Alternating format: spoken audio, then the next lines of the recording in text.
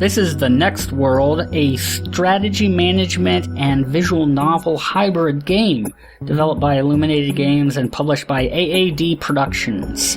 In this game, you'll be building colony structures, salvaging wreckage, resolving problems with multiple branching outcomes, managing colonist supplies, all through a story of political intrigue, sabotage, desperation, and survival.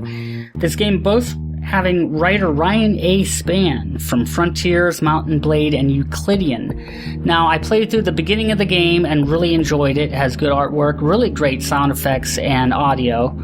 And we got to the point in the early stage of the game where we get to look at the management side of the game. And I want to just go over the little tutorial so you can actually see what it's like to play part of the game. So let's go.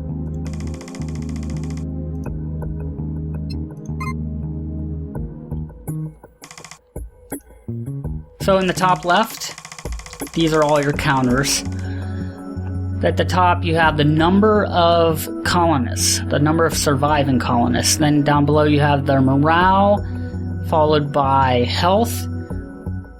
Then how many days of supplies of, not supplies, but food supplies remaining. And then how many resources you have. And this is our little colony. In the middle is your colony overview. It contains the surroundings of your colony site and all the buildings you've erected. If any NPCs want to talk, this is where you'll see it by way of a dialogue balloon. At the top of the screen, here's the timer. It counts how many days have passed since the crash. It's also used to end the day when you're done giving orders and talking to people. Ending the day commences the events phase. Now, building modules, you'll use the construction button on the left, to the left of the counter. It says, keep in mind that you'll need at least one transport vehicle assigned to construction to be able to build anything. At the top right is your current objective. Now, since we're in early game, our basic needs is all that's up here, which is set a minimum livable environment, treat the injured, repair damage, and salvage and raise modules of your choice. This is interesting. I found this interesting because it's a visual novel game partly a visual novel game. You'll be reading a lot of dialogue and getting into a deep story, but you'll be making decisions.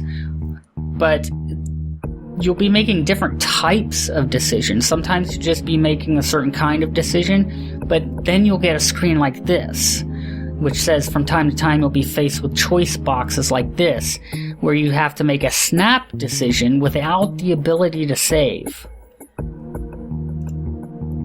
Now here's our motor pool. This is where we'll assign vehicles, give them their orders. We have rovers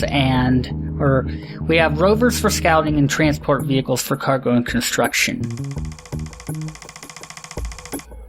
Now it says only rovers can explore the planet to find interesting and possibly beneficial stuff, but only transports can build colony modules, and both can salvage resources and supplies.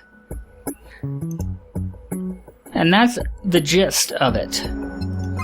So if we take a quick look, this is what one of the screens you'll be looking at a lot. And as you can see here, now that we're back to our gameplay, we have actual word balloons popping up for interaction. And maybe a beginning choice would logically be to assign vehicles to find stuff, because we need to quickly start setting up this colony. We really don't want colonists to die.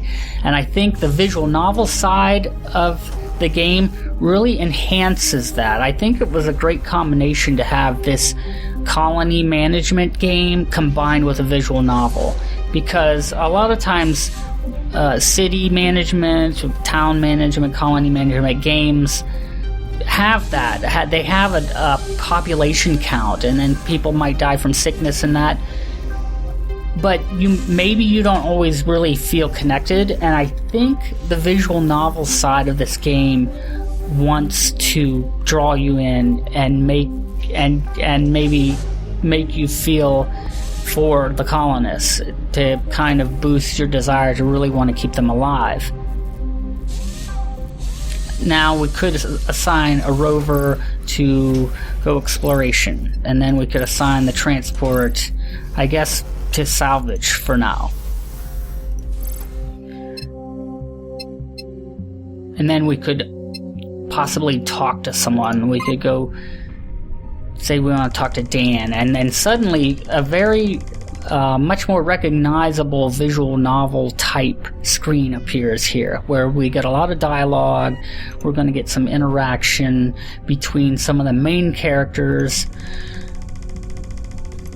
and I'm kind of hoping we get a choice dialogue, but we might not. But that's the gist of what I wanted to show you. I wrestled with showing you a lot because it is a visual novel game. On one hand, I didn't want anybody to feel like I was spoiling story for them, but the beginning of the game is really good. It has great sound, the story is good, and apart from only a couple really minor spelling mistakes that mostly had to do with words, mixing up words between singular and plural, apart from that, the grammar, the writing is really good as well.